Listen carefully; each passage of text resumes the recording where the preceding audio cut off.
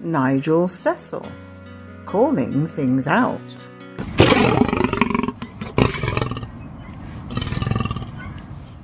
Chuckabutties, welcome. The idea for this video was because, well, a short time ago, the rain's really coming down. I hope you can hear it. But Reverend Nick Brailsford was doing a sermon and mentioned that today, the rain's really coming down now, Hillary, but today, the 21st of December at 9:20, is the winter solstice. The winter solstice when the Earth is tilting the northern hemisphere 23.4 degrees away from the sun. And there's a saying that was mentioned that growth can only occur when knowledge becomes experience. Let's discuss this in relation to our usual things, equity, the trade union for professional actors, right, entertainers and other crazes across the United Kingdom. Hillary, I think we better go inside. It's the shortest day, but what is he going to grow into? Catch you later inside the wind. Hello, Chuckabutties. This is somewhat of a change, isn't it, from being on the beach at the winter solstice, being driven by a driving, howling wind, raining cats and dogs. But now we're inside, and hopefully, as we're midway between Christmas and New Year, we hope that you have had an enjoyable time, because on this video, we're going to be thanking our fair-minded and equitable friends, and also relating, some of you heard a sermon by the Reverend Nick Brailsford, and it prompted discussion amongst our fair-minded and equitable friends, not least because when you apply to equity, the trade union for professional actors, variety entertainers and other creatives across the United Kingdom, you say, is it relevant?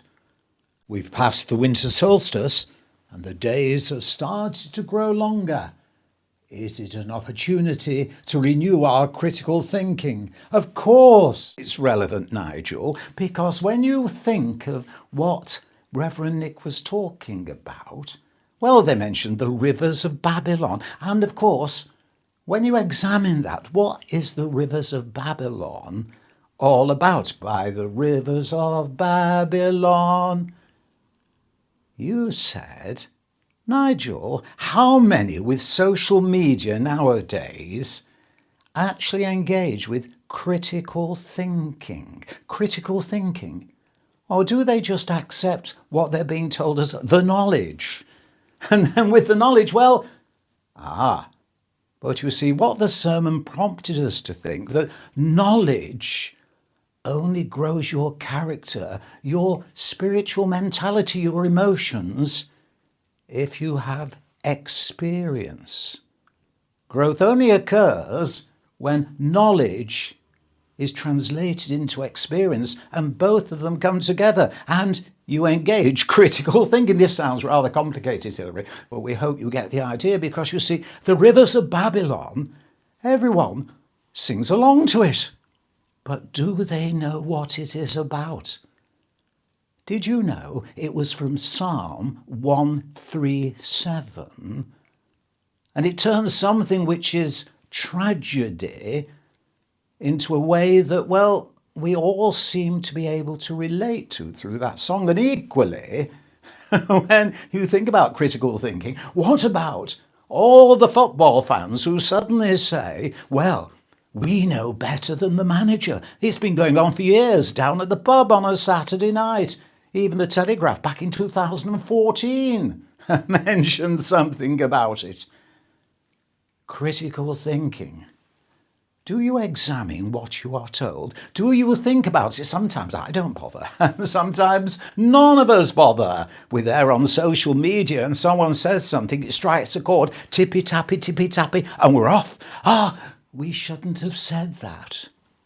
Knowledge with experience. And that's why as we grow older, a certain age, we have the experience, so we tend to hold back a little bit while we engage critical thinking. But you see, activists, progressive radicals know if you communicate with someone who's got the knowledge, but not the experience, then you can change them into campaigners, protesters, because you've got the knowledge. But what about the experience? Is that why some organisations target the young? Because they know they've been to training and all sorts of educational courses, so they've got the knowledge, but not the professional experience. And without having the experience to apply to the knowledge, and you don't have critical thinking, it is easy to be led. Not that everyone is led, but you see, in general, we're all like we're like sheep, aren't we? We don't like sticking our head above the parapet, which is why for this channel, our fair-minded and equitable friends have said, Nigel, please will you put things forward on our behalf? Because you see, if we raise our head up above the parapet, we might get cancelled. And we can't really afford to be cancelled because we need to earn a living. So that's what we seek to do. So we come to Christmas and New Year and this thought, which is why we're going to just put on the screen some of the names of our fair-minded and equitable friends as a thank you, especially to them, for joining in with our channel. Of course, some may well be a pseudonym because their stage name is so characteristic they may be identified. So with that in thought, we're leaving you with this caption and saying to all of you, thank you for taking part in our channel. We really appreciate you getting in touch, and we do keep things confidential. So to all of you, we look forward to engaging with you and representing your views in the new year. Remember, critical thinking, knowledge, experience, all combined to mean that we can represent your views equally, fairly, fully, and transparently. So until the new year, we'll get in first, shall we, Hillary? Hillary, I've had a little bit too much. I'm confusing your name.